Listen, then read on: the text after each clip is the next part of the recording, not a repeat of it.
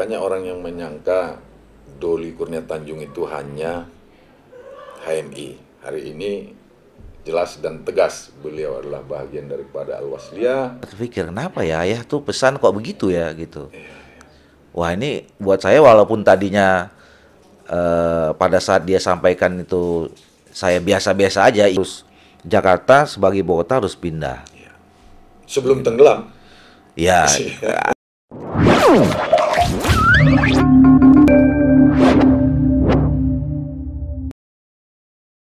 Assalamualaikum warahmatullahi wabarakatuh. Selamat pagi untuk pemirsa Red Podcast yang berbahagia. Hari ini kita kedatangan tamu yang terhormat, orang yang pertama kali menggunting pita untuk Red Podcast ini. Setelah berselang 1 tahun, akhirnya beliau bisa kita ajak duduk berdua di sini untuk berwawancara. Tapi bukan berwawancara, lebih kepada menanya apa kabar beliau hari ini. Ini abang kami, Abang Doli Kurnia Tanjung. Mudah-mudahan perkenalkan bang dirinya bang. Bismillahirrahmanirrahim. Assalamualaikum warahmatullahi wabarakatuh. Terima kasih. Ya, saya Ahmad Doli Kurnia Tanjung. Sekarang diberi amanah oleh masyarakat Sumatera Utara, khususnya di daerah pemilihan Sumut 3, termasuk di dalamnya Kabupaten Batubara menjadi anggota DPR RI, dan juga diberi amanah sebagai Ketua Komisi 2 DPR RI sekarang. Ya, hari ini alhamdulillah saya bisa hadir di rumah edukasi. Informasi edukasi bang. Rumah informasi dan edukasi di Kabupaten Batubara yang memang sejak awal kawan-kawan adik-adik di sini ya, Azimah dan kawan-kawan ini mengambil inisiatif membuat rumah informasi dan edukasi ini, dan saya kira ini penting buat kemajuan, setidaknya perkembangan-perkembangan yang terjadi di Kabupaten Batubara ini bisa diakses oleh semua masyarakat di Batubara, terutama anak-anak muda yang selama ini dibina oleh rumah informasi dan edukasi. Alhamdulillah hari ini juga bisa hadir dalam sesi podcast. Memang saya udah pertama kali di sini ikut meresmikan, tapi baru ini punya waktu untuk bisa ikut di interview. Interview enggak lah bang, ditanyai, lebih cenderung ditanyai bang. Gimana? Kabar abang sehat bang ya? Baik, alhamdulillah. Pemirsa, saya agak gugup hari ini sebab ini salah satu idola kami, mungkin juga bagian daripada idola kita, orangnya low profile, banyak prestasi, dan hari ini baru berapa hari kemarin bang ya, terpilih sebagai presidium dan ketua presidium bang ya? Belum, jadi presidium aja baru 9, nanti koordinatornya ditentukan oleh yang 9 ini. Selain berkahmi, beralwasliyah, beliau juga adalah salah satu kader Golkar dari dapil kita. Ini kali pertama terpilih bang ya? Oh ya, periode ini baru 2019 kemarin ya. Kalau rakyat Batubara minta untuk 2 periode gimana bang? Ya kalau memang pikiran, energi, terus kemudian perhatian saya masih dibutuhkan oleh masyarakat di Sumatera Utara, khususnya di daerah pemilihan Sumatera Utara 3 termasuk Batubara ini, ya insya Allah lah saya siap aja. Iya, ya, ilmu padi para pemirsa bahwa semakin berisi semakin tunduk. Siapa yang tidak kenal Doli Kurnia Tanjung, hari ini yang membidangi dan sebagai Ketua Komisi 2 DPR RI, membidangi salah satu bagian tanah, kemudian pemerintahan. Kami kurang menghafal ini mendadak. Tapi dari prestasi-prestasi beliau, disembunyikan sekalipun rakyat Batubara bisa menangkap loh bang, bisa menangkap bahwa energi Doli Kurnia Tanjung itu benar-benar masih dibutuhkan, khususnya untuk wilayah dapil 3 pada umumnya Indonesia itu bang. Kalau nggak salah kami juga menangkap pemberitaan bahwa abang juga bahagian daripada IKN bang ya. Iya.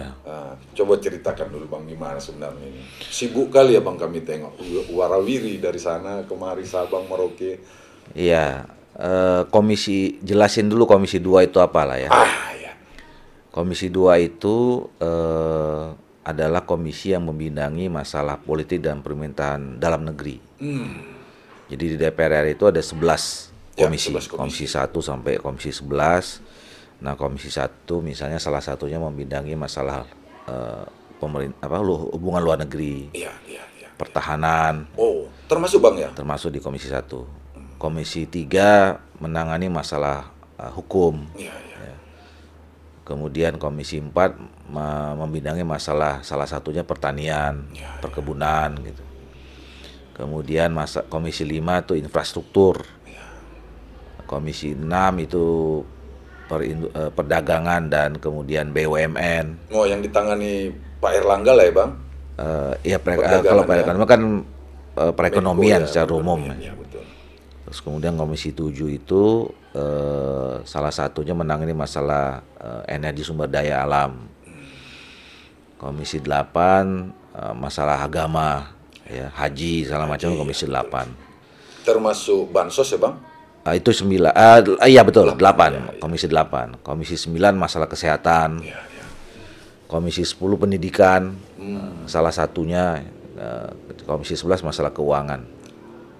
Nah, komisi 2 itu menangani masalah politik dan pemerintahan dalam negeri. Kami punya 16 mitra kerja di pemerintah.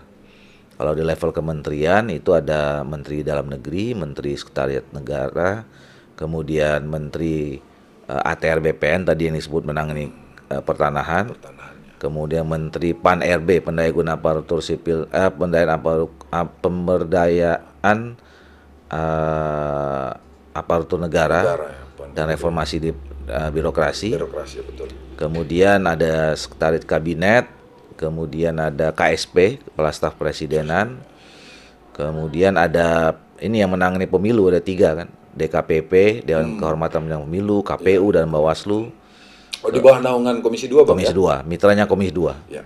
Kemudian ada Badan Pembinaan Ideologi Pancasila, kemudian ada Badan Nasional Pengelolaan Perbatasan, ya. Kemudian ada juga Ombudsman Republik Indonesia. Ya. Kalau yang mengadukan soal pelayanan publik terjadi Kami potong Bang, Ombudsman bukankah masalah Sambo kemarin termasuk mereka bisa lah mengatasinya itu? Kira-kira begitu Bang pandangan. Nggak, Ombudsman ini adalah satu lembaga yang menangani soal atau mengukur apakah pelayanan publik yang diselenggarakan oleh lembaga-lembaga pemerintah itu bisa berjalan dengan baik atau tidak. Termasuk kepolisian Bang? Ya, kalau misalnya dinilai ada pelayanan yang atau terjadi malpraktek dalam pelayanan bisa juga disampaikan gitu. Oke. Kemudian ada lagi lembaga administrasi negara, kemudian ada Arsip Nasional Republik Indonesia, kemudian ada Badan Kepegawaian Negara, ya. Di bawah Komisi 2 juga. Mitra Komisi 2. Terus udah berapa tadi? Udah ya, 16 ya. 16. Nah, itulah mitra-mitra kerja dari Komisi 2. Nah, soal IKN kemarin jadi gini, di DPR itu tugas DPR itu kan 3 sebetulnya secara umum. Fungsi pokok dan tugasnya ada 3. Yang pertama itu adalah soal dia pembuat undang-undang, ya, bersama dengan pemerintah. Kemudian yang kedua adalah fungsi budgeting, jadi menyusun anggaran bersama pemerintah juga. Yang ketiga fungsi pengawasan. Jadi setelah undang-undang dibuat, misalnya ada program itu harus dibuat jadi undang-undang, kemudian ada disusun anggarannya. Anggaran ini juga bentuknya dalam undang-undang, maka kemudian implementasi program anggarannya harus diawasi. Nah, itu tugas dari DPR. Nah, kalau pemerintah mau buat program, ya, ada kebijakan dan dibutuhkan undang-undang, itu harus dibicarakan di DPR dan disepakati menjadi undang-undang itu atas kesepakatan pemerintah dengan DPR. Nah, modelnya ada 2 dalam penyusunan undang-undang itu. Satu bisa melalui pembentukan panitia kerja namanya. Nah, panitia kerja ini biasanya itu dikoordinasikan melalui komisi masing-masing. Pokja itu Bang ya. Panja namanya. Oh, Panja ya. Panitia kerja. Ya. Jadi contoh misalnya kalau ada undang-undang tentang Provinsi Sumatera Utara. Ya. Nah, sekarang kami sedang bahas itu. Artinya ada undang-undang Provinsi Sumatera Utara yang selama ini itu alas hukumnya belum Undang-Undang Dasar Republik Indonesia. Nah, sekarang kita mau rapihkan. Nah, dibentuk panja. Nah, ini namanya panja yang dibentuk oleh Komisi 2 misalnya. Nah, tapi ada satu model lagi pembuatan undang-undang melalui panitia khusus namanya pansus. Pansus ya. Nah, pansus ini adalah dibentuk berdasarkan keterwakilan fraksi-fraksi dan lintas komisi. Nah, biasanya undang-undang yang dibuat ini undang-undang yang berkaitan dengan beberapa aspek atau lintas kementerian atau lintas kepentingan, kira-kira begitu. Nah, IKN Ibu Kota Negara ini kan dia sebuah program atau kebijakan yang memang membutuhkan pandangan, masukan, pemikiran-pemikiran dari lintas kementerian dan lintas aspek kehidupan. Ya, karena kan kita membangun kota baru, itu kan harus dilihat dari segi lingkungan hidupnya, dari segi pertanahan, dari segi kultur Bang. Adat istiadat di sana, terus kemudian pembangunan ekonomi, infrastruktur, macam-macam. Jadi sampai nanti soal pengadaan ASN-nya kan gitu. Jadi dari berbagai perspektif, dari berbagai katakanlah sudut kehidupan elemen, Bang ya. aspek semua kehidupan. Nah, maka karena dia membutuhkan lintas itu semua dibentuk pansus, panitia khusus. Jadi tidak cukup lagi ditangani oleh satu komisi. Harus lintas komisi lintas komisi pada akhirnya semua ya. Gitu. Dan Abang ketua di situ Bang. Nah, waktu itu diberi amanat karena memang leading sektornya tetap Komisi 2. Ya, karena kan urusan pemerintahan juga termasuk dalam situ. Maka saya disepakati untuk jadi ketua pansusnya. Gitu. Nah, alhamdulillah berjalan. Sekarang kita sudah punya undang-undang tentang ibu kota negara baru yang kita sebut Nusantara itu. Berarti tinggal jalan Bang ya? Ya, sekarang udah jalan. Pemerintah sudah mempersiapkan sedemikian rupa proses pemindahannya, tentu mulai dari pembangunan di ibu kota negara yang baru itu. Sedikit Bang, apa keuntungan ibu kota kita dipindahkan ke sana Bang? Kira-kira. Ya, pertama gini, ini panjang ceritanya. Kalau sedikit aja Bang, kita ambil 5 menit aja. Pertama, melihat pengalaman-pengalaman di negara-negara luar kan, di negara-negara lain gitu, terutama negara-negara yang sudah maju lah, ya. Pemindahan ibu kota itu menjadi trigger, ya, menjadi pemicu terjadinya proses percepatan pembangunan dan pemerataan pembangunan di daerah-daerah lain di luar ibu kota negara sebelumnya, gitu. Nah, kalau selama ini kan kita dulu kan lihat perkembangan kemajuan Indonesia ini kan mulai dari semakin progresnya juga isunya juga berkembang terus. Kalau kita bicara tentang ketidakadilan atau ketidakmerataan pembangunan itu kan isunya dulu Jawa luar Jawa. Kan gitu kan. Betul. Jakarta non Jakarta. Terus berkembang timur dan barat gitu ya. Nah, sekarang kita harus lebih maju lagi.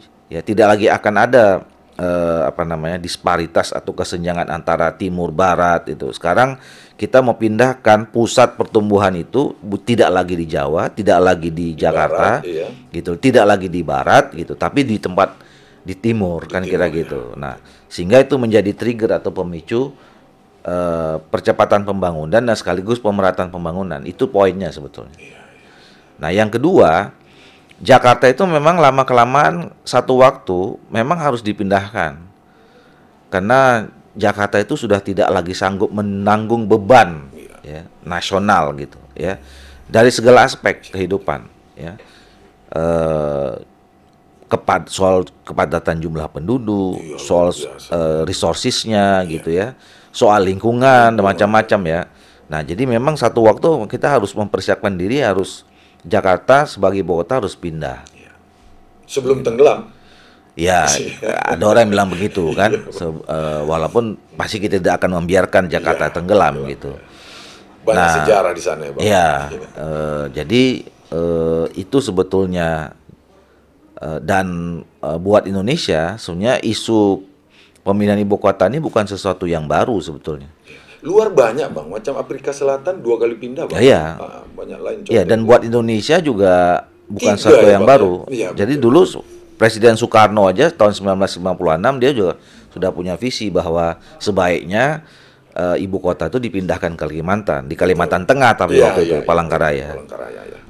Presiden Soeharto juga mengatakan gitu, Iya. udah punya rencana mau pindahkan ke Jonggol pada saat itu. Iya. Ya. Pak SBY juga sudah pernah menyiapkan untuk pindah ke Sentul gitu. Nah, jadi sebetulnya presiden-presiden kita sebelumnya itu juga sudah punya visi yang jauh ke depan bahwa Indonesia ini harus dikelola secara baik dalam proses pembangunan yang mengorientasikan pemerataan bagi semua daerah kan kira-kira gitu. Itulah cerita sedikit, detailnya kalau mau Datang Komisi 2, Bang ya. Kalau mau nanti kita cerita lagi. Oke, itu kita mencuri waktu abang kita ini di sela-sela kesibukannya untuk menghadiri segala macam acara di khusus Dapil 3 RI ini. Jangan lupa selain ber-HMI beliau juga beral-wasliyah. Kami kepingin menanya sedikit, Bang, kisah indah abang pernah kami dengar tentang ber-HMI ini dan beral-wasliyah ini. Begitu cintanya abang sama HMI sampai juga abang pernah bercerita ibu atau istri abang juga lah orang HMI. Mama dan bapak juga HMI dan bagian daripada Al-Wasliyah. Gimana ceritanya itu, Bang? Sampai sebegitu cintanya dengan itu. Ya satu-satu ya, HMI dan Al-Wasliyah ya. Pertama HMI dulu lah. HMI dulu. Ya, Himpunan Mahasiswa Islam itu saya kenal dulu sejak kecil memang. Ya. Dulu ayah saya dan ibu saya juga aktif di Himpunan Mahasiswa Islam. Bahkan pernah jadi pimpinan juga, baik di Kota Medan, kemudian juga di Sumatera Utara. Bahkan sempat juga pernah ke PB ayah saya itu, ke pengurus besar ya. Waktu zaman ketua umumnya Pak Nurholis Majur atau Cak Nur almarhum. Bahkan saya bilang mungkin kalau nggak ada HMI mungkin nggak ada adik-adik saya dan adik-adik saya, karena ayah dan umi saya itu ketemunya di HMI. Ya, jadi waktu ayah saya dulu waktu jadi ketua umum Batko itu saya main-mainnya di kantor HMI gitu. Jadi wajarlah hari ini di kami itu Ustaz, mesti ingat itu Ustaz. Ya, jadi nah tetapi ayah sama umi saya ya tidak pernah dorong kita untuk masuk ber-HMI dan segala macam, enggak gitu. Nah kan saya kemudian kuliah di Bandung kan. Iya. Kuliah di Bandung. SMA di mana, Bang? Saja lahir sampai SMA saya di Medan. Iya, di Medan. Di SMA 1, SMA 1 Medan. Baru tembak ke Bandung, Bang ya. Lulus SMA baru ke Bandung. Ya. Nah, di Bandung ya bergaul ya memang sejak hari pertama udah ditunjuk menjadi ketua angkatan gitu. Terus ya jadi aktivis, ya ketemu dengan teman-teman, masuklah HMI gitu. Jadi ya tune in aja, memang udah kenal dari dulu HMI, ya istilahnya mendarah daging lah gitu ya. Terus ketemu teman-teman di HMI, ya terus. Sama kakak juga di HMI, Bang? Nah ya ketemu istri juga di HMI. Di waktu di Jakarta udah di PPHMI. Orang Kohati, Bang? Kohati. Ya, HMI takkan apa tanpa Kohatinya. Oke, Bang, lanjut, pernah Bang. jadi sekjen PB Kohati juga. Kemudian, nah itu cerita HMI ya, dan terus terpanggil juga ngurusin alumni di KAHMI. Nah tahun 2017 kemarin ada Munas di Medan, Munas KAHMI. Terpilih juga menjadi salah satu presidium dari 9 gitu. Nah, alhamdulillah kemarin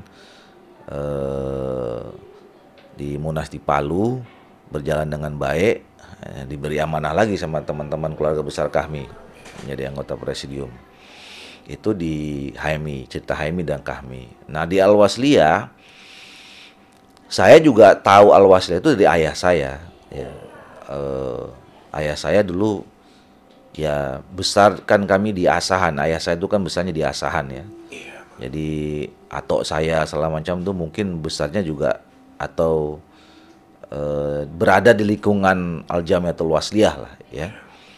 Nah waktu itu saya nggak pernah terpikir juga aktif di Al-Wasliyah, tapi nggak tahu kenapa ayah saya sebelum meninggal itu ya, saya sebenarnya nggak pernah mengikuti secara dalam itu Al-Wasliyah atau apa. Taunya bahwa ayah saya teman-temannya ada di lingkungan Al-Jamiatul Wasliyah. Beberapa kali rapat-rapat mereka pernah di rumah gitu saya dengar gitu. Nah tapi ayah saya sebelum meninggal bilang, katanya kau kan udah aktif di HMI, aktif di KNPI, sekarang di Golkar gitu. Ya kau lihat-lihatlah sekali-sekali Al-Wasliyah itu gitu. Baru ulang tahun ini Bang, Al-Wasliyah. Ya ulang tahun yang kemarin. Terus waktu itu saya sih nggak apa namanya ya. Oh iyalah ya insya Allah ya saya bilang gitu. Tapi begitu saya meninggal setelah nggak jauh mungkin hitungan berapa minggu gitu. Setelah itu meninggal baru saya terpikir kenapa ya ayah tuh pesan kok begitu ya gitu. Wah ini buat saya walaupun tadinya pada saat dia sampaikan itu saya biasa-biasa aja, iya aja gitu. Tapi saya berpikir, wah ini kayaknya amanah ini sebelum meninggal disampaikan ke saya gitu.